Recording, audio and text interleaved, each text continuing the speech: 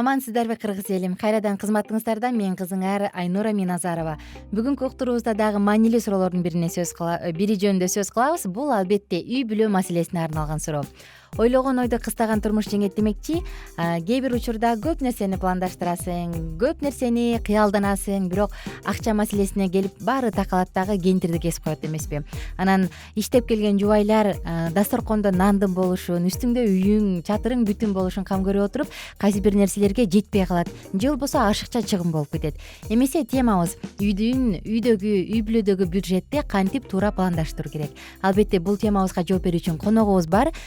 Үй бүлөлүк борбордон врач, психолог Гүлжан Төрөбекова эжекебиз. Саламатсызбы? Саламатчылык. Кандай жетип алдыңыз? Жакшы, рахмат. Иштериңиз жакшыбы?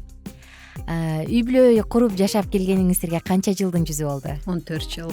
Демек, кайсы учурда нанга бөлүштүрүш керек, кайсы учурда боекко катып коюш керек, баардыгын билип калган экенсиз да, тажрыйба топтоп. Акырындан. Абдан жакшы. Бүгүнкү темабыз бюджетти туура бөлүштүрүү. Анан албетте көп маселе качан келип чыгат дегенде эле ушул акча маселесине такалганда деп коет эмеспи? Үй бүлөдө каржыны кантип туура бөлүштүрүү керек? Негизи эле жубайлар иштесе, кээде бир түшүнүк бар эмеспи? Жолдошумдуку жалпы, ал эми меники деген. Үй бүлөлүктө финансы маселеси кандай чечилиши керек? Ушул биринчи сурообуз сизге. Эң биринчи эле бул суроого жооп берерден мурун кыргыздын макалы бар эмеспи? Ырыс алды ынтымак деп. Эгерде үй бүлөдө ынтымак болсо, ырыскынын, жакшы жашоонун, тапкан кирешебиздин берекеси болуп, чыгымдарыбызга да баарына жетчүдөй да. Үй бүлөнүн бюджетин түзүүдө бул аял күйөөсү экөөсү отуруп ачыктыкта, ишенимде түзчү нерсе. Экөөсү тең бюджетти түзүп жатып үй бүлөлүк билиши керек да, биздин жалпы үй бүлөлүк кирешебиз канча, кайсыл чыгымдарыбыз бар, канча кетире алабыз. Үй бүлөлүк бюджет бул бир айга, квартал сайын, жыл сайын түзүлөт. Анан биз карап көрүшүбүз керек, текшерип, кайсыл жерден биз экономдой алабыз, же болбосо кайсыл жакка көбүрөөк чыгым кетиш керек. Ошол эле убакта карап көрсөк, ай сайын кетчү чыгымдар бул сөз жок төлөмдөр, квартплата, тамак аш, балдарыбыздын акчасы, жол кире, бензин дегендер. Бул ай сайын биз уже так билебиз канча кетет бул чыгымдар үчүн. Булар сөз жок төлөнүүчү чыгымдар. Кээ бир чыгымдарыбызды карап көрсөк, ал пландаштырылган чыгымдар, мезгил менен. Мисалы, кышкыга кийиниш керек, кышкы малга кийиниш керек, кышкы убакытка даярданыш керек, же болбосо жайкы убакытка даярданыш керек. Каяка барып эс алабыз? Кайсыл жакка барып эс ала алабыз, канча бизге чыгым керек, бир жылда канча жолу үй бүлө менен эс алабыз, бул пландаштырылган. Ошол эле убакта дагы бир нерсе, көп окумуштуулардын изилдөөлөрү боюнча, бардык кирешебиздин 80%-ин коротсок, 20%-ин топтосок, бул жакшы баланс болот. Бюджетте үй бүлөнүн капчыгында дайыма акча болчу принцип да бул. Эми сиз айта кетпедиңизби 20% депчи? Көп учурда кайсы бир адамдардын да айтканын уккам, мен кээде конверттин сыртына дейт, ошол кыялданып эмнеге акча чогултуп атканын сүрөтүн тартып коем, анан ошого акча салып барам деп. Бирок дайым бул жетиштүү мотивация болбой калат. Анткени үйдө андан дагы маанилүүрөөк нерсе, андан да маанилүүрөөк көйгөйлөр, муктаждыктар келип чыгат эмеспи?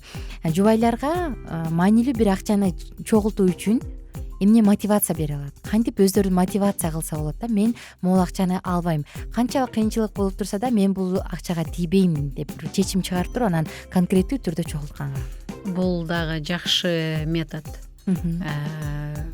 Киреше болгондо эле ар бир үй бүлөдө конверт болсо, бул конверт эс алуу үчүн колдоном, бул сөз жок төлөмдөр үчүн деп мотивация кандай болот? Көбүнчө айтып коет го, эгерде сенин максаттарың, план жок болсо, бул жөн эле кыялдануу болуп калат депчи.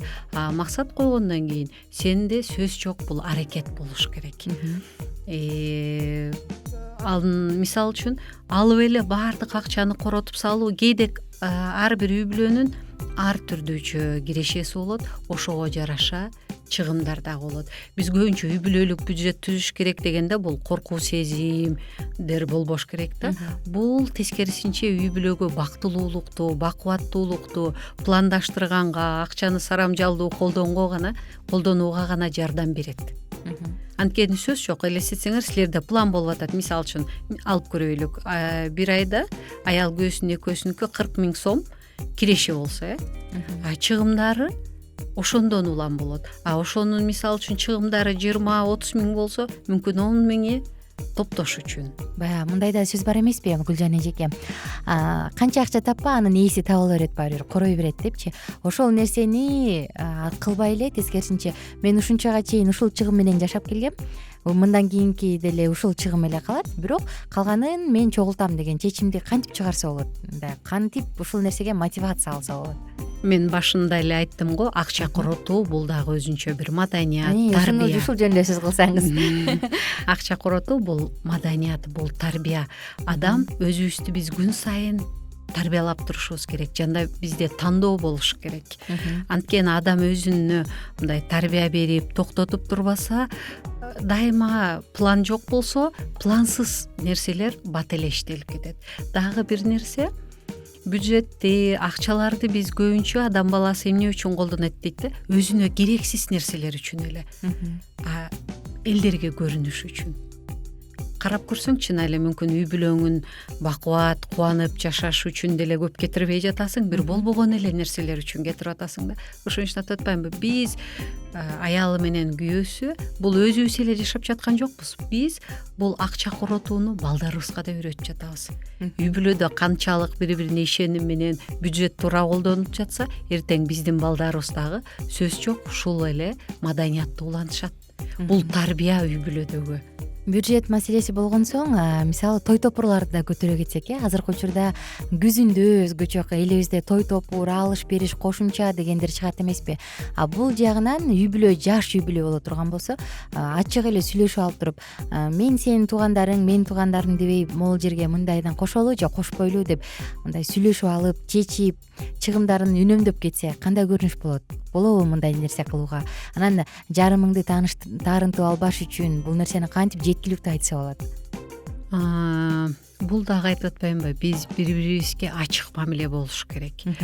Кыргыздарда сөз жок, бизде өтө туугандар көп. Бирок биз айтып карасак, ушу жаңы куруп аткан, жаңы жашап келип аткан үй бүлө, алардын жашы дагы жаш, иштеп аткан жумуштарында еще көп стаждары жок, көбүрөөк маяны алыша албайт. Ошол убакта көбүрөөк той. Мен ойлойм, бул убакытта аларга сырттан туугандардын дагы жардамы керек.